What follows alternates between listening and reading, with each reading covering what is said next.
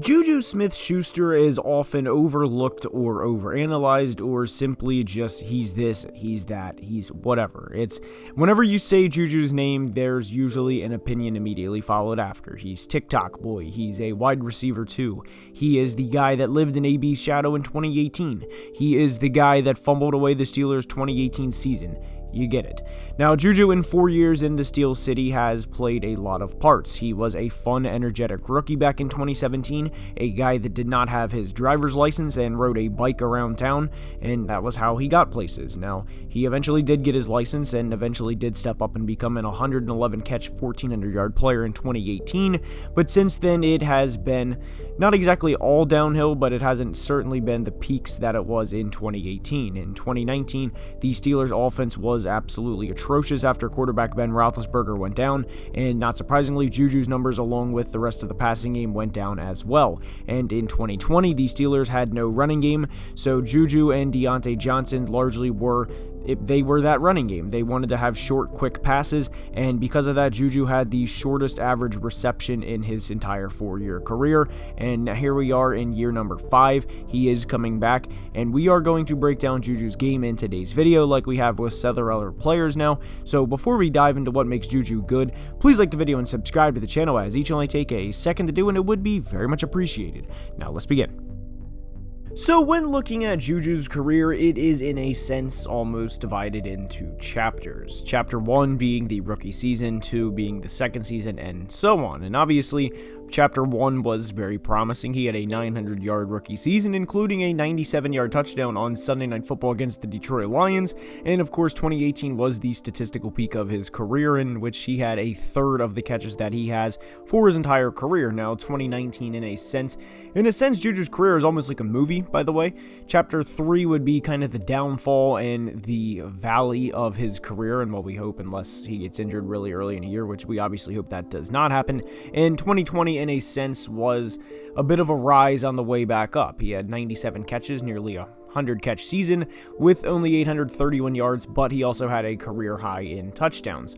So the first play we are going to look at is from 2020, and now a lot of the time when discussing Ben, people meme Ben and people say whatever about Ben, and honestly the jokes about him are very funny, but this play specifically here was a very high IQ play. As you'll see, Ben, when the play starts, will look off the safety that is supposed to be covering Juju or supposed to be assigned to Juju.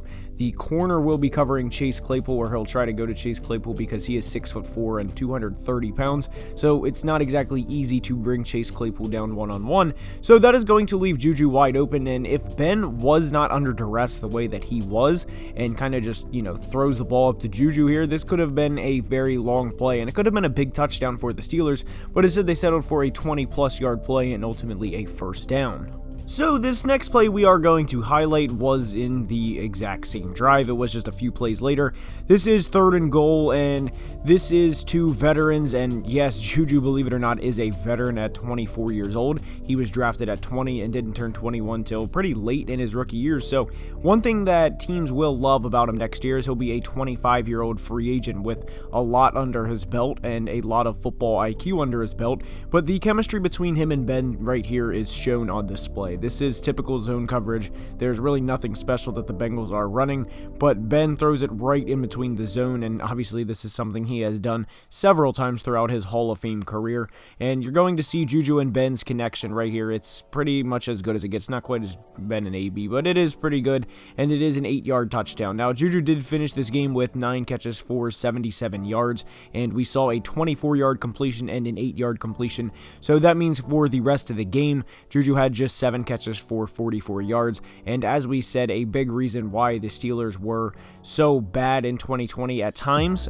because they did start out 11-0, granted, but they had no running game, and they tried to replace that running game, or lack of, with a short, quick passing game, and Juju catching 7 passes in the same game for just 44 yards exemplifies that. Now, this next play was from the Wednesday game with the Ravens when they had like 30 players on COVID. Yes, Lamar missed this game. This was the RG3 game, the Wednesday game that started at 5 o'clock. But the reason why we were including this in today's video is this exemplifies the Steelers' running game, or lack of. It was 3rd and 2 here, and as you see, Juju is not in a ready stance, so they did snap the ball with Juju still relatively in motion. But Ben is going to toss Juju the football here to the left with 2 blockers out in front of him, and he's going to get 3 yards. And what I do want to say, and what I mean by this, is when people discuss football, and ultimately Juju Smith-Schuster, the football player, not the TikToker, not whatever, not the endorser, whatever, strictly the football player, this does not benefit him really in any way. Yes, he makes a play and gets the Steelers a first down against a division rival, but a 1 catch for 3 yard in the stat sheet is, I don't want to say irrelevant, but it's certainly not helpful in terms of making a case for him to be a good player, because ultimately I do think Juju is a strong number 2. Now, I don't think he's a number 1 receiver, because I think that is reserved for big players like Julio in the mid-2010s, and quite honestly, it could even be Julio now, but Julio in the 2010s, AB in the 2010s, you see where I'm going with this. And no disrespect to Juju, but I don't think he is that type of player. But to be fair to Juju, not a lot of other players are. So when making this video, I did want to go back in time to 2018 to really dissect Juju's game and really see how much the defense keened in on AB and how much it was really, Juju's only getting this chance because of AB type thing, right? And it's not necessarily that on this specific play. Juju just simply beats the guy across from him. But what I do want to say is I think a big difference between the 2018 Pittsburgh Steelers and the 2020 Pittsburgh Steelers was the confidence in Ben Roethlisberger. And I think a lot of times in 2020, Ben was back in the pocket, and there's a reason why, by the way, that they had so many short passes was because he wasn't confident to stand back there in the pocket like the mid to late 2000s Ben, where he's going to take a hit from a 285-pound lineman and stay up and extend the play an extra 2 seconds or 3 seconds and find somebody open streaking across the field. That Ben is long gone, and I think there's a big difference between not only the mid-2000s Ben, but 2018 Ben and 2020 Ben. 2020 Ben was very timid at times, and you see that in his body language, but I think on this play you see a very confident kind of throwback Ben. He scans the field multiple times, and then he finds Juju for a big play, and he pretty much says to Juju, without obviously saying this, I'm going to trust you, go up, make this play, and Juju does, and it was a big first down for the Steelers on the road in Oakland. And with Ben playing a lot more timid and I don't want to say scared, but just a lot more safe in 2020 than he was in 2018, you saw that with not only Ben's stats, but you saw that with the Steelers receiver stats and how different they were. And obviously AB has some part in that because the chemistry him and Ben had was second to none. And I don't know if there ever has been a quarterback receiver, maybe aside from like a Peyton Manning, Marvin Harrison, or Peyton and Reggie type receiver that had the chemistry that those guys had, but you saw the difference in Ben's body language and honestly his confidence between 2018 and 2020 just on this one play alone. So getting back to Juju and ultimately how it relates to his game and ultimately when he retires from the NFL, what he will look like statistically and his legacy-wise, obviously being that he is a receiver, his production relies a lot, though not solely, on how his quarterback plays. And we saw that in 2019. Obviously, he was injured for a little bit during that season. But Juju, like all receivers, need their quarterback to be at least adequate, average, better than 50% of the league. They don't have to be Patrick Mahomes, Tom Brady, Aaron Rodgers, whoever, just better than 50% of the league. Now, obviously, that means 50% of the league is better than that said quarterback, but that is what a player like Juju needs. Now, he has been productive since he has been in the NFL, again, aside from 2019. When Juju retires, I don't think it's out of the question for him to be a 1,000 catch, 10 or 11 or even 12,000 yard receiver and maybe even have 70 or 80 touchdowns. And that's pretty crazy to think because there's not a lot of players that have that. Obviously, with the passing era and the era that we are in now in the past 15 years or so, obviously those numbers will go up because for a point it was Jerry Rice, Chris Carter, and that was pretty much it. But I do think Juju will retire as a very productive player, and ultimately his legacy, I don't want to say will be tarnished, but there's a lot more to Juju's legacy than just being a TikTok star or whatever. You know, you go back to his rookie season when the Vontaze Perfect thing when he stood over him, and then of course the bike. He was just this fun-loving guy that everyone loved. And if you were a AFC North fan other than the Steelers, you pretty much liked him, maybe the Patriots, but you pretty much liked Juju. And it's unfortunate that in the past year or so, his legacy and kind of who he is has been,